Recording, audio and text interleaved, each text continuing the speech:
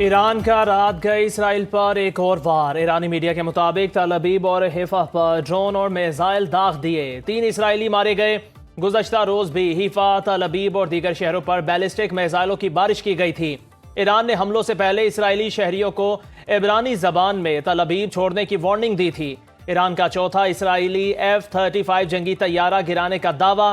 ایرانی میڈیا کے مطابق طیارہ تبریز میں گرایا گیا۔ ایرانی حملوں میں ہلاک اسرائیلیوں کی تعداد 24 ہو گئی، 600 زخمی ہو چکے تھے۔ تل ابیب کے قریب واقع نفاتیم فضائی اڈے بھی نشانہ بنا۔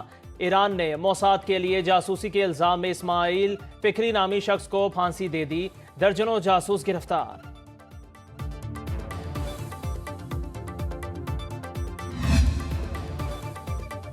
ایران اسرائیل جنگ کی سنگین صورتحال نے ٹرمپ کو کینیڈا کا دورہ ادھورا چھوڑنے پر مجبور کر دیا۔ امریکی صدر کی G7 سمٹ میں شرکت مختصر کر کے وطن واپسی کا فیصلہ۔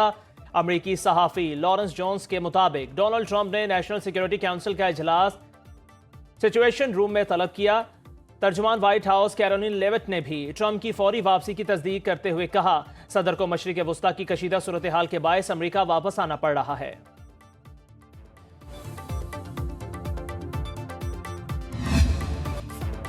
ایران کے ساتھ وہی کر رہے ہیں جو ہمیں کرنا چاہیے۔ آسٹریلین میڈیا سے گفتگو میں اسرائیلی وزیر اعظم نیتن یاہو نے ایرانی سپریم لیڈر کو قتل کرنے کی دھمکی بھی دہرا دی۔ کہا، ایران کی طرف سے جنگ بندی اور جوہری مذاکرات کی بحالی کی باتوں کو سنجیدہ نہیں لیتا۔ صہیونی وزیر دفاع کا کہنا ہے، اسرائیل پر حملوں کی قیمت ایران کے شہری ادا کریں گے۔ اسرائیلی فوجی کمانڈروں نے بھی ایران کی حالت غزہ اور لبنان جیسی کرنے کی دھمکی دے دی۔ ایران کے 1/3 میزائل لانچرز اور F-14 جنگی جہاز تباہ کرنے کا دعویٰ کر دیا۔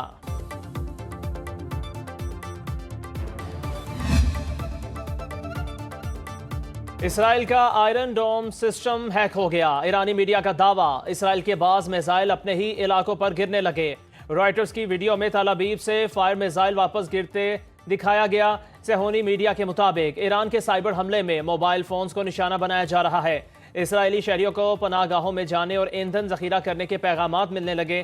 اسرائیلی حکام نے شہریوں کو ہدایت کی ہے کہ یہ ایران کا سائبر حملہ ہے، عوام توجہ نہ دیں۔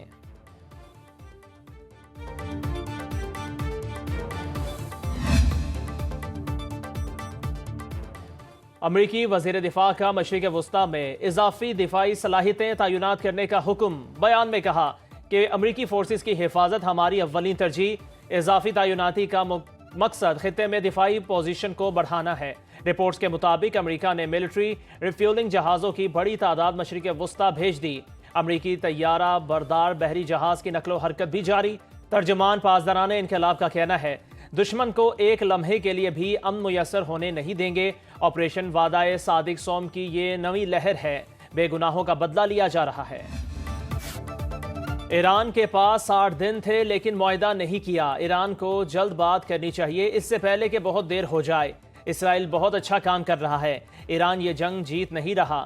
G7 اجلاس کی سائیڈ لائنز پر کینیڈین وزیر اعظم مارک کارنی سے ملاقات کے بعد امریکی صدر کی میڈیا سے گفتگو۔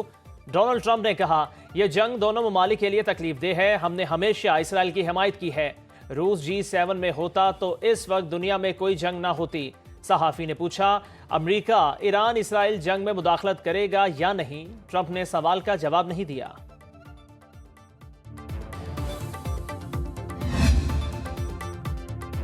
G7 اعلامیہ میں ایران اسرائیل کشیدگی ختم کرنے کا مطالبہ۔ اعلامیہ کے مطابق ایران کے پاس جوہری ہتھیار نہیں ہونا چاہیے، اسرائیل کو اپنے دفاع کا حق حاصل ہے۔ ایک امریکی عہدیدار کا کہنا ہے کہ امریکی صدر نے اسرائیل ایران کشیدگی پر G7 اعلامیہ پر دستخط نہیں کیے۔ کینیڈا میں جاری G7 اجلاس میں بھارتی وزیر اعظم کی شرکت۔ کینیڈا کے مختلف شہروں میں مودی کے خلاف احتجاجی ریلیاں نکالی گئیں۔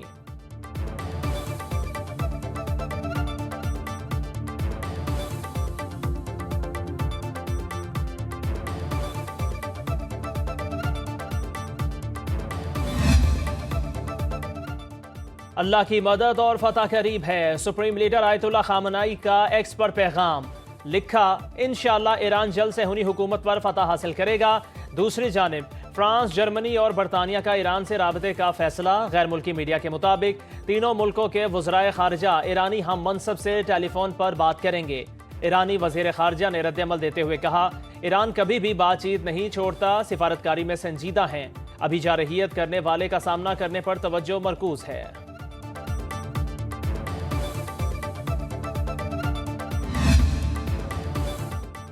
ایران اسرائیل کے خلاف اپنے حق دفاع کے تحت کارروائیاں کر رہا ہے۔ روسی نائب وزیر خارجہ سرگئی ریابکوف کی میڈیا سے گفتگو، کہا ایران کی ایٹمی تنصیبات پر حملوں کے ممکنہ خطرات نتائج سب کے لیے واضح ہیں۔ سب سے پہلے یہ اسرائیل کی ذمہ داری ہے وہ تحمل اور سمجھداری کا مظاہرہ کرے۔ ہم ایران اور اسرائیل سے رابطے میں ہیں اور امریکہ سے بھی بات کر رہے ہیں۔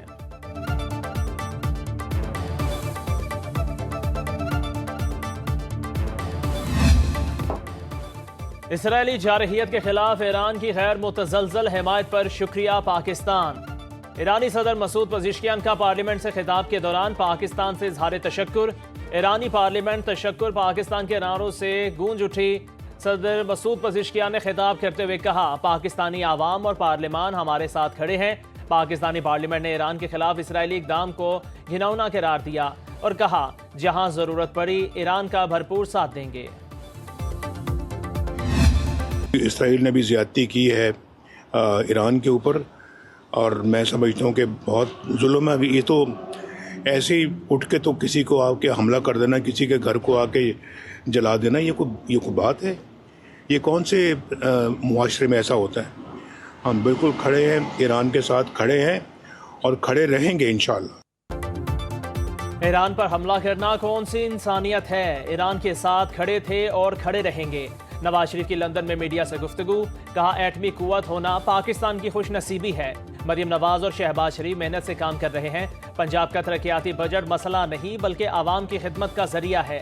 پاکستان مشکلات سے باہر نکلتا نظر آ رہا ہے، پہلے تو صرف تنزلی تھی۔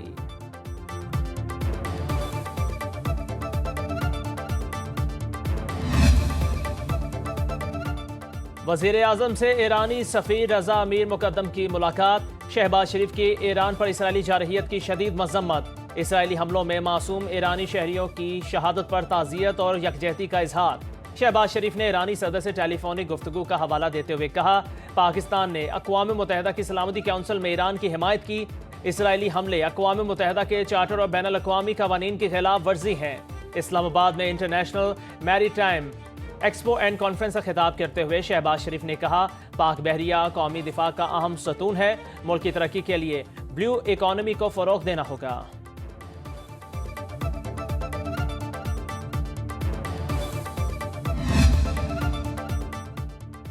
اسرائیل پر ایٹمی حملے کی خبر فیک نیوز ہے۔ نائب وزیر اعظم اسحاق ڈار نے سینٹ میں واضح کر دیا، کہا اسرائیل ایران تنازع میں سوشل میڈیا پر فیک نیوز کی بھرمار ہے۔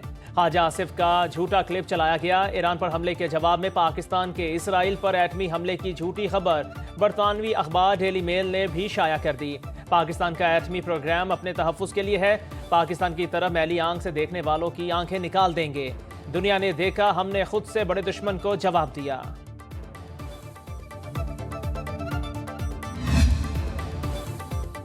ایران سے 160 پاکستانیوں کو تفتان کے راستے پاکستان پہنچا دیا گیا۔ امیگریشن حکام کے مطابق پاکستان پہنچنے والوں میں زائرین اور تاجروں سمیت دیگر افراد شامل ہیں۔ ایران میں زیر تعلیم 154 پاکستانی طلبہ تفتان پہنچ گئے۔ امیگریشن کے بعد پاکستان ہاؤس منتقل کیا جائے گا۔ پاکستان سے ایران جانے والوں کی امیگریشن بند ہے، صرف ایران سے پاکستان آنے کی اجازت ہے۔ پاکستانی دفتر خارجہ کے مطابق 2 خصوصی پروازوں کے ذریعے 268 پاکستانی شہری بھی عراق سے کراچی اور اسلام آباد واپس پہنچے۔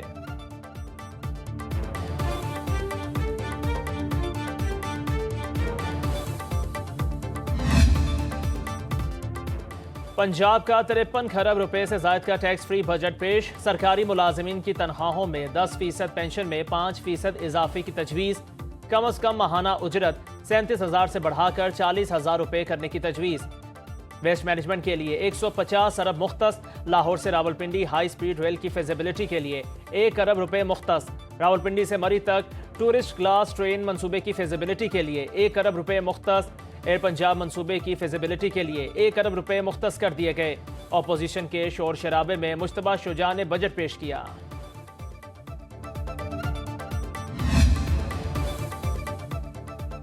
پنجاب کا ترقیاتی بجٹ 1,240 ارب روپے رکھنے کی تجویز۔ نئی اسکیموں کے لیے 470 ارب روپے مختص، جاری اسکیموں پر 535 ارب روپے خرچ کیے جائیں گے۔ تعلیم، صحت اور انفراسٹرکچر کے لیے بڑے منصوبے متعارف، اسکول ایجوکیشن کے لیے 100 ارب روپے مختص، اسپیشلائزڈ ہیلتھ و میڈیکل ایجوکیشن پر 95 ارب روپے خرچ ہوں گے۔ سڑکوں کی تعمیر و مرمت پر 120 ارب روپے رکھنے کی تجویز، زراعت کے لیے 80 ارب روپے مختص۔ وزیر اعلیٰ پنجاب مریم نواز کہتی ہیں بہترین ٹیکس فری بجٹ دیا، صدقے دل سے عوام کی خدمت کرنا چاہتے ہیں۔ ایک بھی نیا ٹیکس نہیں لگایا، یہ دوسرا سال ہے کہ پنجاب نے کوئی نیا ٹیکس نہیں لگایا، اور اس دفعہ جو ہماری ہیلتھ کے شعبے پہ اور ایجوکیشن کے شعبے پہ جو اسپینڈنگ ہے وہ تاریخ میں 77 ایئرز میں سب سے زیادہ ہے۔ 5 کروڑ سے کم ٹیکس فراڈ میں ملوث شخص کو گرفتار نہیں کیا جا سکے گا، تحقیقات جاری رہیں گی۔ ذرائع کے مطابق وزیر اعظم کی زیر صدارت اجلاس میں فیصلہ ہوا، ٹیکس فراڈ میں ملوث شخص کی گرفتاری کی اجازت 3 ممبران پر مشتمل بورڈ دے گا۔ ملزم کو 24 گھنٹوں میں میجسٹریٹ کے سامنے پیش کیا جائے گا۔ ٹیکس فراڈ کرنے والے تاجروں کو گرفتار کرنے کی تجویز پر وزیر اعظم کا نوٹس۔ ایف بی آر کے جائزہ اجلاس میں شہباز شریف نے کہا ٹیکس قوانین میں گرفتاری کا اختیار صرف اور صرف غیر معمولی حجم کے ٹیکس نادہندگان تک محدود ہونا چاہیے۔ باقاعدگی سے ٹیکس ادا کرنے والوں کو ہراساں کرنا ہرگز قبول نہیں کیا جائے گا۔ معاملے پر کمیٹی بھی بنا دی۔